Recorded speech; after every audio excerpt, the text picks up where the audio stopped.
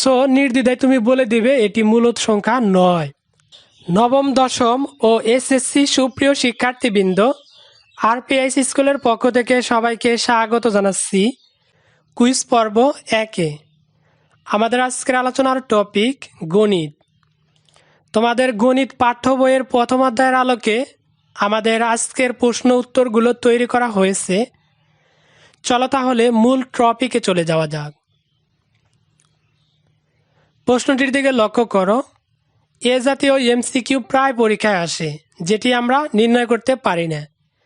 এ জাতীয় এমসিকিউ খুব ইজিলি যেন নির্ণয় করতে হয়, সেজন্য তোমাদের যেটি করতে হবে সেটি হলো এই ছকটি একবার দেখে রাখতে হবে। সেটি কোনটি? যেমন 1 রে স্কোয়ার করলে 1 হয়, 2 রে স্কোয়ার করলে 4 হয়, 3 রে স্কোয়ার করলে 9 হয়। অনুরূপভাবে এখানে যতগুলি আছে সবগুলি ভালো করে দেখতে হয়। দেখার পর তোমরা যেটি লক্ষ্য করবে, যেমন ক নাম্বার অপশনটি, মূলদ সংখ্যা হতে হলে অবশ্যই পূর্ণ সংখ্যা হতে হবে। সেই ক্ষেত্রে দেখো 20 এখন এই 4টার মধ্যে আছে কি নাই সেটা লক্ষ্য করো।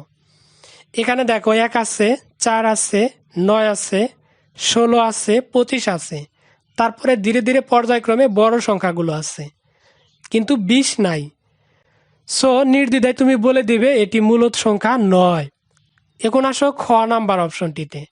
খ নাম্বারে দেখো 27 আছে। এখানে যদি চিত্রটির দিকে লক্ষ্য করো, এখানে কিন্তু 27 নাই, কারণ 25-এর পরে 36 আছে, যার জন্য এটিও মূলদ সংখ্যা নয়। এরপরে দেখো গ নাম্বার অপশনটিতে দেওয়া আছে 33। মূলদ সংখ্যা হবে নাকি মূলদ সংখ্যা হবে না, এই ছকটির দিকে লক্ষ্য করো।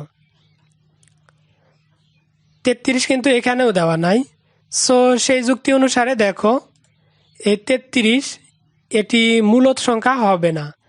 কিন্তু দেখো গ নাম্বার অপশনটিতে 36 দেওয়া আছে। 36 কি মূলদ সংখ্যা নাকি অমূলদ সংখ্যা, এই ছকটির দিকে লক্ষ্য করো। দেখো এখানে সেম 36 দেওয়া আছে। সো সেই যুক্তি অনুসারে বলা যায় √36 একটি মূলদ সংখ্যা, কারণ এটাকে যদি আমরা কনভার্ট করি তাহলে 36-এর পরিবর্তে শুধু 6 আসবে, যেটি একদম পরিপূর্ণ সংখ্যা। সেজন্য ঘ নাম্বার অপশনটি সঠিক উত্তর। এই নিয়মে আমি আরও একটি উদাহরণ দেখাচ্ছি, তাহলে বিষয়টি আরও ক্লিয়ার হয়ে যাবে। ধরো পরীক্ষায় এই প্রশ্নটি এসেছে, এখন তুমি কোনটি নির্ণয় করবে বা কোনটি দেখাবে। নিচের কোনটি মূলদ সংখ্যা? এখানে √4 দেওয়া আছে, √8 দেওয়া আছে, 12 দেওয়া আছে, 15 দেওয়া আছে। তোমাকে দেখতে হবে এই 4টি সংখ্যার মধ্যে কোন সংখ্যাটা এখানে দেওয়া আছে। এখানে তোমাদের মনে একটা প্রশ্ন হতে পারে, স্যার এই সংখ্যাগুলোর মধ্যে কি শুধু এগুলা থাকবে? হ্যাঁ, আমি আবারও বলছি, যে সংখ্যাটা নির্ণয় করলে একদম খালি পরিপূর্ণ সংখ্যা পাওয়া যাবে সেটাই মূলত মূলদ সংখ্যা হবে। উদাহরণ আকারে ধরো 6।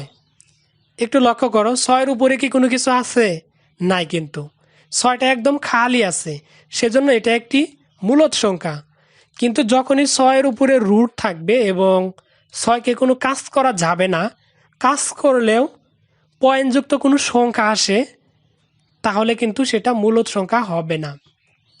সেই যুক্তি অনুসারে দেখো এখানে দেওয়া আছে 4-এর সাথে ক নাম্বার অপশনটির সাথে একদম মিলে যায়, আর 4কে কিন্তু কাজ করা যায়, কাজ করলেও দেখো 2 অবশিষ্ট থাকে বা 2 হয়।